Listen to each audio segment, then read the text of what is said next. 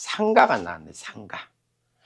상가의 대항력 뭐죠? 사업자 등록. 주택 경우는요, 전입신고.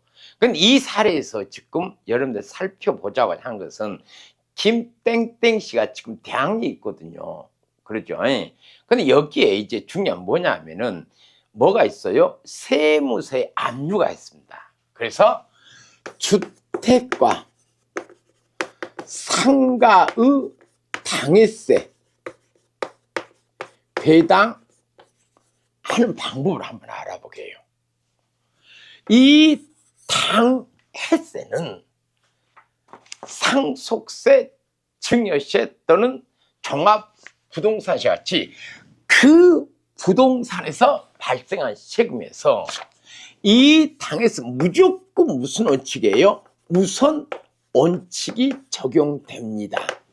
즉 낙찰된 금에서 여기 있는 이 대항력인 임차보다도 먼저 배당을 받아간다는 거예요. 방금 전 시간에 뭐였죠? 임금 채권도 대항력인 임차보다 먼저 받아간다고 그랬죠. 그래서 이 대항력 있는 임차인이 낙찰된 금에서 전학배, 상가일 경우는 사업자 등록, 상가일 경우는 사업자 등록이에요. 사업자 등록 학제일자 배당이 하면은 나는 내 보증금을 낙찰 우선적으로 배당 받아가겠다는 의사표시 때문에 낙찰자가 인수하지 않는다 하고 입찰을 하거든요. 근데 오늘은 이 주택과 상가에서 당해세 배당하는 방법을 한번 알아보게요. 일단은요, 2023년 4월 1일 날 국세기본법 개정으로 이 당해세 배당 방법 완전히 달라졌습니다. 이거 절대적으로 꼭 이해하셔야 됩니다. 그런데 이때 이 국세기본법 개정 시에 주택 임차를 보호한다는 측면이다 보니까 상가 임차는 적용이 안 됩니다. 뭔 말이냐면 잘 들으세요. 하나 사례를 한번 만들어 보겠습니다. 2월 2일 날 A가 전입을 했습니다.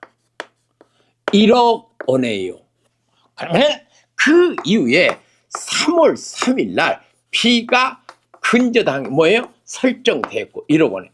그럼 말소 규모보다 먼저 전입은 뭐가요? 대항력이 있다. 이 이후에 이 A가 전입하고 뭘 받아요? 확정일자를 받고 배당 요까지 했어요. 그러면은 이 부동산 만약에 잘 돼 1억 5천에 낙찰이 됐다.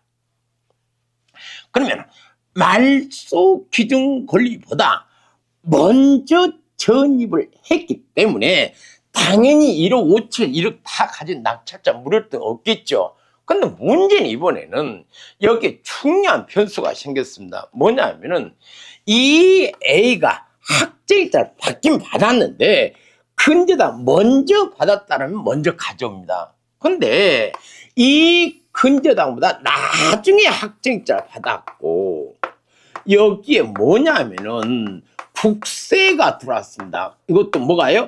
당해세가요. 이제 이럴 때가 문제가 되거든요. 이 당해세가 예를 들어서 1억이라고 칩시다. 그러면은 2023년 4월 1일 날 이 법이 개정되기 전에는 국세에서 당해세가 뭐예요? 우선 당해세 우선 원칙에 의하여 낙찰된 1억 5천만 원 누가 먼저 가요? 당해세가 먼저 받아요. 자, 잘 들으세요. 이 법이 개정되기 전에 이렇게 해드릴게요. 개정되기 전에는 배당이 어떻게 될까요? 당연히 국세, 당해세가 제일 먼저 받겠죠. 당해세가 1순위 얼마? 1억. 그잖아요. 1억. 당해세 선생님. 그 다음에 2순위는 누가 될까요?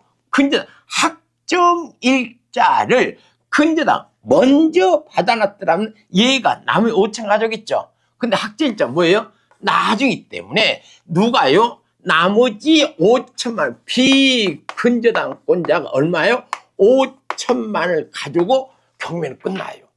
그러면은 여임차인 A는 자신의 보증금을 하나도 못 가져왔죠. 그래서 1억 원을 낙찰자가 여기서 답은 1억 원만 한다. 인수금액이 1억 됩니다. 무슨 말 알겠어요? 언제요? 국세기본법이 개정되기 2023년 4월 1일 이전에는.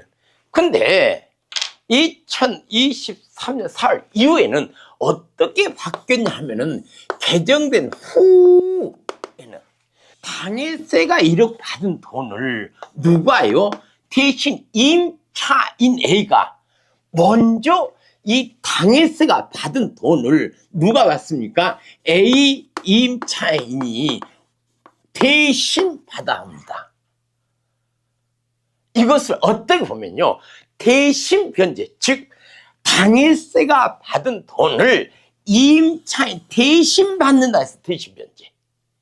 그리고 나머지 비근저당 얼마 받아요?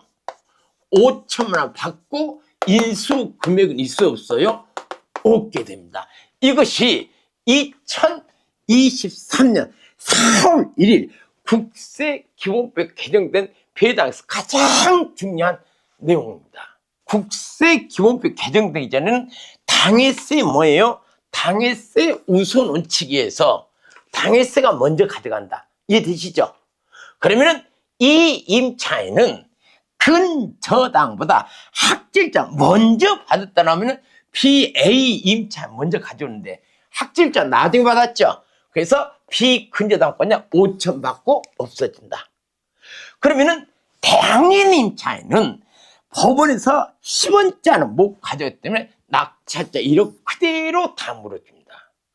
그러나 개정된 후에는 이것을 이해 잘해야 됩니다. 당해세, 세무세, 국세를 받고 예전에 가버렸는데 이제는 법이 개정돼서 상해세 받을 돈 1억 원을 누가 대신 받는다?